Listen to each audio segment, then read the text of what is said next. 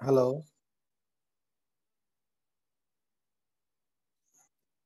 হ্যাঁ, মোহাম্মদ, তুমি আমার শুনতে পাচ্ছ? Yes, sir. Thank you. আসলে জুম ক্লাসগুলো 40 মিনিট সময় দেয়, তো 40 মিনিট পরে অটো কেটে যায়।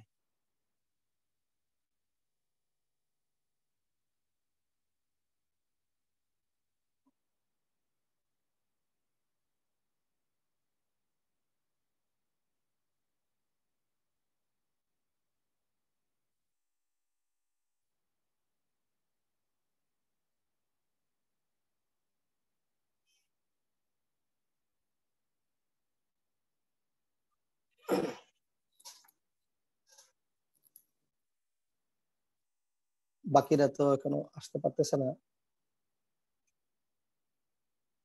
আসলেই তো আমাদের ক্লাসটা আবার শুরু করতে পারতাম।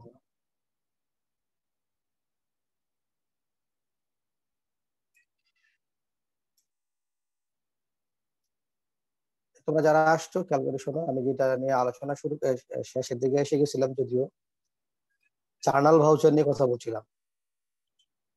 হ্যাঁ, তো জার্নাল ভাউচারটা হচ্ছে কারবারের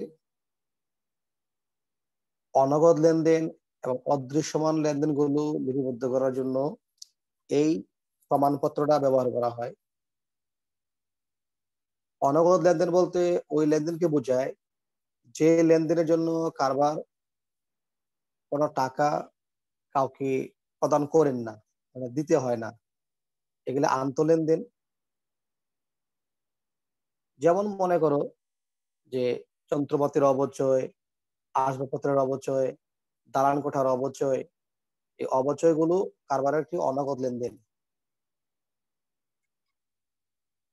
কেমন?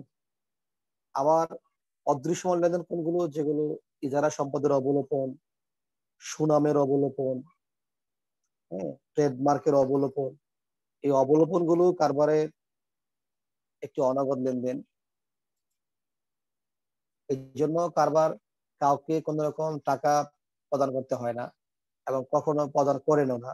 এই জন্য এগুলোকে অনগদ লেনদেন বলা হয়। এই অনগদ লেনদেন এবং অদৃশ্যমান লেনদেন গুলোর জন্য কারবার যে প্রমাণপত্র বা যে দলিলটা ব্যবহার করে তাকে বলা হয় জার্নাল ভাউচার। তোমরা কি জার্নাল ভাউচার বিষয়টা কি বুঝতে পেরেছো? না স্যার, বুঝি না, আবার বোঝা একবার। আবার বলবো না? জি স্যার, ক্লাসে আসতে পারেনি। আচ্ছা, যারা আর ওয়েটিং এ আছে আমি ওদেরকে নিয়ে নিই, তারপর একসাথে আবার বলছি। শোনো। জি স্যার, থ্যাংক ইউ।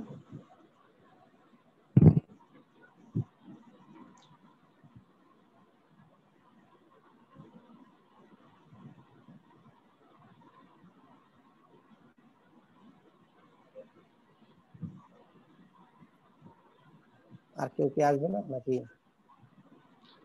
স্যার, আমরা ভাবতেছি হয়তো যে ক্লাস হবে না। আচ্ছা ঠিক আছে, তোমরা শোনো, তাহলে আমি আবার বলছি। জি আমায় স্যার। বলো, তুমি যখন কোনো খরচ করো, তোমার কারবারে যে ম্যানেজার চাকরি করে বা বিক্রয় কর্মী চাকরি করে, তুমি মাস শেষে তাকে বেতন দাও নাকি? জি স্যার, বেতন দেওয়া হয়। আচ্ছা, বেতন কিসের মাধ্যমে দাও? স্যার, চেকের মাধ্যমে অনেক সময় দেওয়া হয় বা অনেক সময় নগদও মানে দেওয়া হয়। মানে মূলত টাকা দিই তাকে না? বেতন জি কি দিই স্যার, আমরা? টাকা দিই। টাকা দিই। তাহলে এটাকে বলা হয় একটা নগদ লেনদেন। কি লেনদেন? নগদ লেনদেন।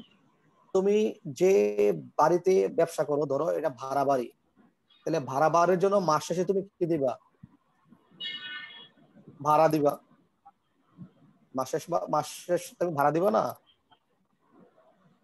তো এই ভাড়া বাবদ তুমি কি দিবা? টাকা দিবা। এটা একটা নগদ লেনদেন। তুমি পণ্য বিক্রি করেছো, তুমি ক্রেতার কাছ থেকে কি পাইবা? টাকা পাইবা। এগুলো নগদ লেনদেন। তোমরা আমাকে বলো যে তোমার যে তোমার কারবারের যে যন্ত্রপাতি আছে, আসবাবপত্র আছে, আমরা যে বছর শেষে লিখি যন্ত্রপাতির অবচয় 5,000 টাকা। তোমাদের কথা আমি আবার বলি, খেয়াল করে শোনো। আমি কারবারের মধ্যে খরচ দিলাম, বেতন লিখলাম খরচ 10,000 টাকা, এই বেতন বাবদ টাকা কি কাউকে দিয়েছি না দিই নাই? বেতনের টাকাটা কাউকে আমি দিয়েছি না না দিয়ে এটা তো লিখেছি? আমি লিখেছি, সেটা তো আমি টাকা সে টাকা দিয়েছি দিয়ে লিখেছি তাই না না দিয়ে লিখেছি। লিখেছি? তাই লিখেছি। সে দিয়ে ভাড়া লিখেছি, লিখেছি। ভাড়া কি টাকা দিয়ে দিয়ে লিখেছি? মজুরি লিখেছি, মজুরি দিয়ে জি লিখছি না না দিয়ে লিখছি? সে দিয়ে মজুরি লিখেছি। দিয়ে লিখেছি। এবার অবচয়ের খরচ লিখছো, অবচয়, অবচয় টাকা কাউকে দিয়েছো নাকি না দিয়ে লিখেছো?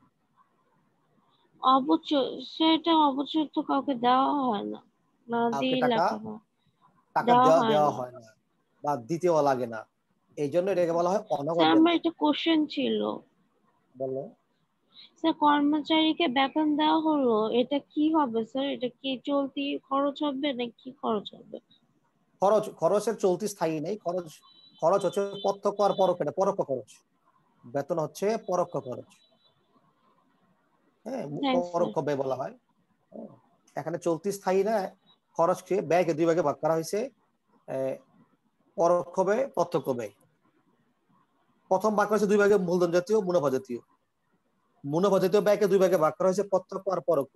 বেতন হচ্ছে পরোক্ষ ব্যয়। তাহলে আমি যেটা বলছিলাম যে অবচয় বাবদ আমরা যে খরচটা লিখছি, এই বাবদ কাউকে টাকা দিয়ে লিখি নেই, না দিয়ে লিখেছি, তাই না? জি স্যার। এজন্য এই অবচয়কে বলা হয় অনগদ লেনদেন। কি লেনদেন? স্যার এই অনগদ অবচয়কে লেনদেন। অবগত, স্যার বুঝিনি, অবগত লেনদেন। অনগদ, অনগদ মানে নগদ টাকায় দেওয়া জি হয় নাই, স্যার।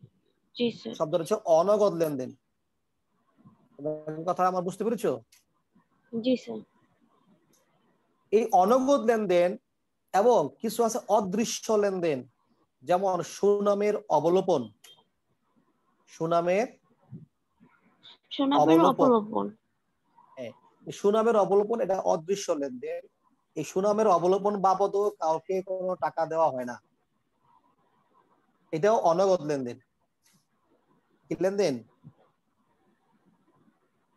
শব্দটা অনগদ, অনগদ লেনদেন। অনগত অনগদ, লেনদেন। অনগদ এবং এই অদৃশ্যমান লেনদেন গুলো লিপিবদ্ধ করার জন্য যে দলিলটা ব্যবহার করা হয় তার নাম হচ্ছে জার্নাল ভাউচার। তার নাম হচ্ছে জার্নাল ভাউচার। জানা আছে।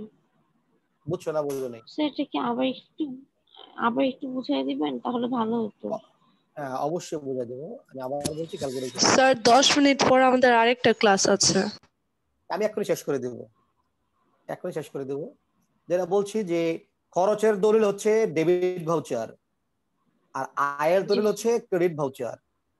আর যত জি স্যার। অনগদ লেনদেন আছে, অনগদ লেনদেন এবং অদৃশ্যমান লেনদেনের যে দলিল তাকে বলা হয় জার্নাল ভাউচার। তাকে বলা হয় জানাল জার্নাল ভাউচার। ভাউচার। ঠিক আছে, জি স্যার। তোমরা বুঝতে পেরেছো বিষয়টা? তো তোমাদের জি জন্য স্যার। দুইটা বাড়ির কাজ থাকলো। একটা বাড়ির কাজ হচ্ছে তোমরা চালান আর ক্যাশ মেমো, এই দুইটা সব ভালো করে বাসায় আমার এই যে স্লাইড গুলো দেখে দেখে তোমরা নিজেরা আঁকবা। একে আমার পার্সোনাল যে মেসেঞ্জার আছে, আইডি আছে, সেখানে তোমরা ইনবক্স করবে।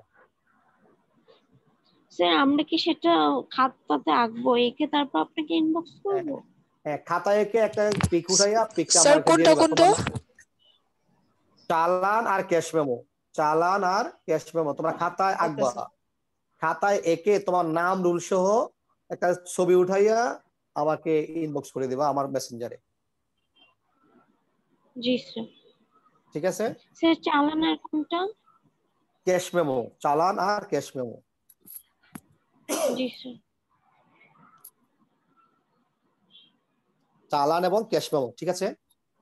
জি স্যার। বুঝতে পেরেছো? জি স্যার। স্যার এটা কতক্ষণের মধ্যে দিতে হবে? কতটা